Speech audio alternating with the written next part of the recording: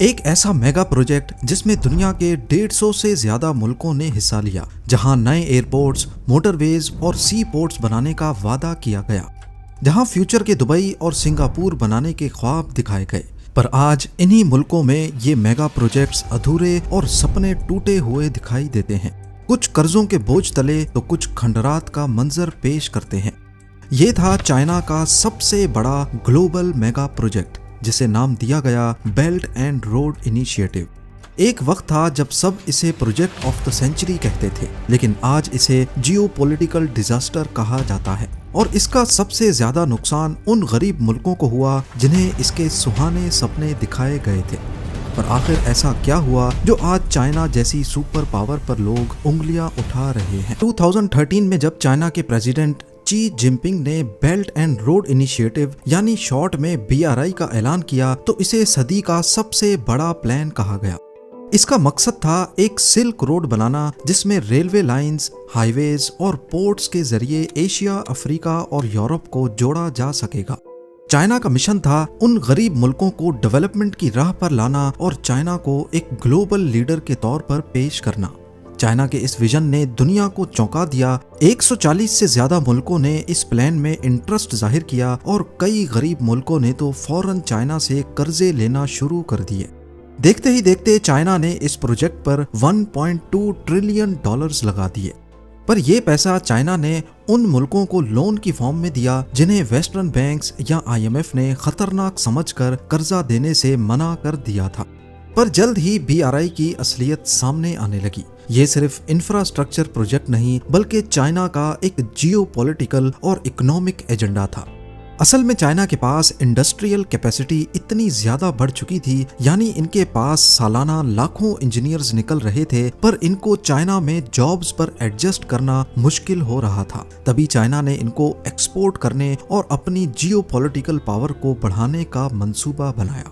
Plan ये था कि गरीब मुल्कों को BRI के प्रोजेक्ट्स के लिए कर्जा दिया जाएगा और उन प्रोजेक्ट्स पर अपनी इंडस्ट्रियल कैपेसिटी को लगाकर अपने लोगों को फायदा दिया जाएगा।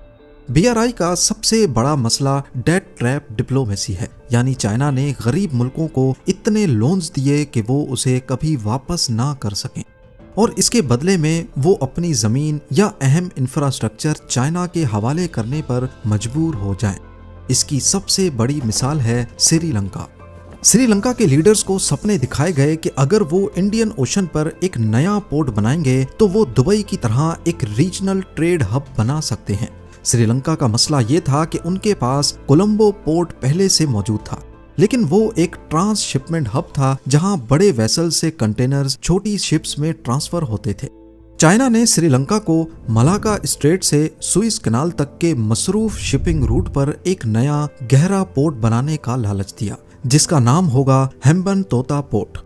अब जब श्रीलंका ने चाइना से $1.3 बिलियन का लोन लेने का फैसला किया, तो चाइना ने एक एक करके अपनी शर्तें सामने रख दी। शर्त ये थी कि इस पोर्ट को सिर्फ चाइनीज फर्म्स ही कंस्ट्रक्ट करेंगी। लोन्स पर इंटरेस्ट तो कम था, लेकिन अगर लोन वापस ना हुआ तो चाइना के पास पावर थी उस प्रोजेक्ट पर कब्जा करने की। खैर, कंस्ट्रक्शन तो हो गई, लेकिन हम्बनतोटा पोर्ट कभी चल ना सका। फिजिबिलिटी स्टडीज ने दिखाया कि असल में यहाँ पोर्ट की जरूरत ही नहीं थी और हालात ये थे कि पूरे साल में यहाँ सिर्फ 30 से 40 शिप्स ने स्टॉप ओवर किया था। अब जब पोर्ट ही नहीं चल रहा था तो लोन की अदायगी भी एक मसला बन गई। बात यहाँ तक पहुँच गई कि 2017 में एग्रीमेंट के तहत श्रीलंका को 99 ईयर्स के लिए पोर्ट चाइनीज कंपनी को देना पड़ गया। अब उस पोर्ट का पूरा रेवेन्यू सिर्फ चाइना के पास जाता है और श्रीलंका ने एक तरह से अपनी सॉवरेनिटी का एक हिस्सा खो दिया। पर इस जाल में फंसने वाला श्रीलंका अकेला नहीं था। अफ्रीका का छोटा मुल्क ज़ैम्बिया, जो सिर्फ कॉपर एक्सपोर्ट्स पर जिंदा है, वो भी इस जाल में फंस चुका है। वहाँ के लीडर्स ने इकोनॉमी को मॉडर्न बनाने का सपना देखा और चाइनीज लोन्स की मदद से कई प्रोजेक्ट्स शुरू कर दिए। उन्हें ये नैरेटिव दिया गया कि IMF और वेस्टर्न कंट्रीज के लोन्स की शर्तें बहुत टफ होती हैं, लेकिन उन्होंने चाइनीज लोन्स की शर्तों की डाउन साइड पर कभी गौर ही नहीं किया। वो शर्तें जो कहती थीं अगर लोन वापस नहीं किया तो चाइना उनके एसेट्स पर कब्जा कर लेगा। पर इन सपनों की कीमत बहुत बड़ी थी। 2020 तक ज़ैम्बिया के टोटल कर्जों का 43% हिस्सा अकेले चाइना के पास था और नवंबर 2020 में जब कोविड-19 पेंडेमिक की वजह से ट्रेड और टूरिज्म खत्म हो गए और कॉपर की डिमांड कम हो गई तो ज़ैम्बिया डिफॉल्ट कर गया। BRI ने कई ऐसे मंसूबे भी बनाए जो किसी काम के ही नहीं थे। इन्हें व्हाइट एलिफेंट प्रोजेक्ट्स कहा जाता है, यानी वो प्रोजेक्ट्स जो दिखने में तो बड़े और आलीशान लगते हैं लेकिन उनका कोई प्रैक्टिकल फायदा नहीं होता। मॉन्टेनीग्रो यूरोप का एक छोटा मुल्क है जिसने 2014 में चाइना से $1 बिलियन का कर्जा ले लिया। इस कर्जे का मकसद बार बोलयारे हाईवे बनाना था, लेकिन इस प्रोजेक्ट की प्लानिंग इतनी खराब थी कि पहाड़ों की कटाई करके हाईवे तो बनना शुरू हुआ लेकिन इस छोटे से सेक्शन में ही सारे पैसे खत्म हो गए। अब यहाँ सिर्फ 41 किलोमीटर का रोड है जो किसी मंजिल तक नहीं जाता। इस छोटे से हिस्से पर इतने ज्यादा पैसे खर्च किए गए कि मुल्क की पूरी इकोनॉमी हिल गई। अब मॉन्टेनीग्रो का कर्जा उनकी GDP के 80% से भी ज्यादा हो गया है और उन्हें IMF और यूरोपियन यूनियन से मदद मांगनी पड़ रही है। श्रीलंका ने हेम्बनतोता पोर्ट के पास एक एयरपोर्ट भी बनाया ताकि आसपास कोई डेवलपमेंट हो सके। मताला राजापक्सा इंटरनेशनल एयरपोर्ट $200 मिलियन की लागत से तैयार हुआ और ये पैसे भी चाइना से ही लोन की फॉर्म में लिए गए थे, लेकिन ना एयरलाइंस ने इंटरेस्ट लिया और ना ही पैसेंजर्स आए। आज हालत ये है कि इस एयरपोर्ट को वर्ल्ड्स एम्प्टीएस्ट एयरपोर्ट कहा जाता है क्योंकि यहाँ फ्लाइट्स बहुत कम होती हैं।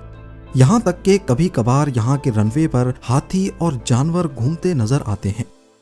साउथ अमेरिका के वेस्ट कोस्ट पर एक्वाडोर नामी एक छोटा सा मुल्क है और ये भी BRI के चुंगल में फंस चुका है। उन्होंने अपने एनर्जी क्राइसिस को सॉल्व करने के लिए चाइना के साथ मिलकर $2.6 बिलियन का कोका कोडो सिंक्लेयर नामी डैम बनवाया, लेकिन कंस्ट्रक्शन के दौरान चाइनीज कॉन्ट्रैक्टर्स ने क्वालिटी स्टैंडर्ड्स इग्नोर किए और बाद में सामने आया कि ऑफिशियल्स को रिश्वत देकर काम चलाया गया। नतीजा ये हुआ कि आज डैम की दीवारों पर 17,000 से ज्यादा क्रैक्स मौजूद हैं। आज ये प्रोजेक्ट किसी भी वक्त कोलैप्स करने के खतरे में है, जो सिर्फ एक इकोनॉमिक डिजास्टर नहीं बल्कि एक बहुत बड़ा ह्यूमन और एनवायरमेंटल क्राइसिस भी बन सकता है। उसके बाद आई पाकिस्तान की बारी। CPEC यानी चाइना पाकिस्तान इकोनॉमिक कॉरिडोर, जो पाकिस्तान के लिए $60 बिलियन का मंसूबा था। पाकिस्तान ने CPEC से उम्मीद रखी थी कि बिजली, जॉब्स और तरक्की मिलेगी, लेकिन ज्यादा प्रोजेक्ट्स डिले या फेल हो गए। ग्वादर के लोगों ने पानी, बिजली और चाइनीज गवर्नमेंट के खिलाफ काफी प्रोटेस्ट किए। जॉब्स के वादे पूरे नहीं हुए और पाकिस्तान पर कर्जों का बोझ बढ़ता चला गया। अब हालत ये है कि ग्वादर पोर्ट पहले पाकिस्तान की अथॉरिटी के पास था, अब वो चाइना के पास है। इसके रेवेन्यू का 91% हिस्सा चाइनीज लेके जाते हैं, जबकि सिर्फ बचा हुआ 9% पाकिस्तान के हिस्से में आता है। BRI को सबसे बड़ा झटका तब लगा जब G7 का वाहिद मुल्क इटली, जो इसमें शामिल हुआ था, उसने इससे बाहर निकलने का ऐलान कर दिया। चाइना ने इटली को डायरेक्ट कैश लोन नहीं दिया था, बल्कि MOUs यानी मेमोरेंडम ऑफ अंडरस्टैंडिंग साइन किए थे, जिसमें चाइनीज इन्वेस्टमेंट और ट्रेड डील्स का वादा हुआ था। लेकिन ज्यादा प्रोजेक्ट्स मटेरियलाइज नहीं हुए और इटली को इकोनॉमिकली फायदा बहुत कम मिला। इसीलिए इटली ने बाद में इसे बिग मिस्टेक का नाम दिया और BRI से निकल गया। इटली के अलावा मलेशिया, म्यांमार, बांग्लादेश और नेपाल जैसे मुल्कों ने भी बेल्ट एंड रोड इनिशिएटिव के कुछ प्रोजेक्ट्स को या तो मंसूख कर दिया या फिर उनकी शर्तों को दोबारा तय किया। इस नाकामी को देखते हुए अमेरिका और यूरोप ने भी अपने ऑल्टरनेटिव इनिशिएटिव शुरू किए हैं, जैसे PGII यानी partnership for global infrastructure and investment और यूरोप का ग्लोबल गेटवे प्रोग्राम। ये मंसूबे ट्रांसपेरेंट और लो इंटरेस्ट लोन्स का वादा करते हैं ताकि चाइना के डेट ट्रैप से बचा जा सके। लेकिन इसके नतीजे में चाइना और रशिया के ताल्लुकात मजबूत हुए हैं। रशिया ने यूक्रेन के खिलाफ जंग के बाद खुद को अलग थलग महसूस किया तो उसने BRI के जरिए चाइना से करीब होने की कोशिश की। इससे एक नया जियोपॉलिटिकल एक्सेस बन रहा है जो अमेरिकन डोमिनेंस के लिए एक नया चैलेंज बन सकता है। 10 साल और ट्रिलियंस ऑफ डॉलर्स खर्च करने के बाद बेल्ट एंड रोड इनिशिएटिव को मॉडर्न हिस्ट्री की सबसे बड़ी फॉरेन पॉलिसी फेलियर माना जा रहा है। इस नाकामी की सबसे बड़ी वजह यह थी कि BRI कभी भी डेवलपमेंट के लिए था ही नहीं, बल्कि चाइना के अपने मफाद के लिए था। चाइना अपनी एक्स्ट्रा इंडस्ट्रियल कैपेसिटी को एक्सपोर्ट करना चाहता था, रॉ मटेरियल्स तक पहुंच हासिल करना चाहता था और अपनी जियोपॉलिटिकल पावर बढ़ाना चाहता था। साथ ही चाइना ने जितने भी लोन्स दिए ज्यादातर वो चाइनीज युआन में थे, क्योंकि चाइना अपनी करेंसी को भी प्रमोट करना चाहता था। आज बेल्ट एंड रोड इनिशिएटिव एक नए मोड़ पर खड़ा है। चाइना इसे BRI 2.0 के तौर पर दोबारा से रीब्रांड कर रहा है, जिसमें डिजिटल इंफ्रास्ट्रक्चर, ग्रीन एनर्जी और सस्टेनेबल प्रोजेक्ट्स पर ज्यादा तवज्जो दी जा रही है। लेकिन दुनिया अब पहले की तरह सिर्फ वादों पर यकीन करने को तैयार नहीं। अब मुल्क उन्हीं प्रोजेक्ट्स को कबूल करेंगे जो असल इकोनॉमिक फायदा दे सकें, ना कि सिर्फ कर्जों का बोझ बढ़ाएं। सवाल यह है कि BRI से जहां दूसरे मुल्कों को इतना नुकसान हुआ, क्या चाइना को इससे कोई फायदा हुआ या नहीं? असल में चाइना जो चाहता था ठीक वैसा नहीं हो पाया। चाइना चाहता था दुनिया में अपना कंट्रोल बढ़ाना, पर उल्टा BRI की वजह से उस पर डेट ट्रैप डिप्लोमेसी का लेबल लग गया। BRI की वजह से चाइना की खुद की इकोनॉमी स्लो हो गई। अरबों खरबों डॉलर्स के लोन वापस लेने और जिन प्रोजेक्ट्स पर कब्जा किया उनको चलाने की लायबिलिटी भी चाइना पर आ चुकी है।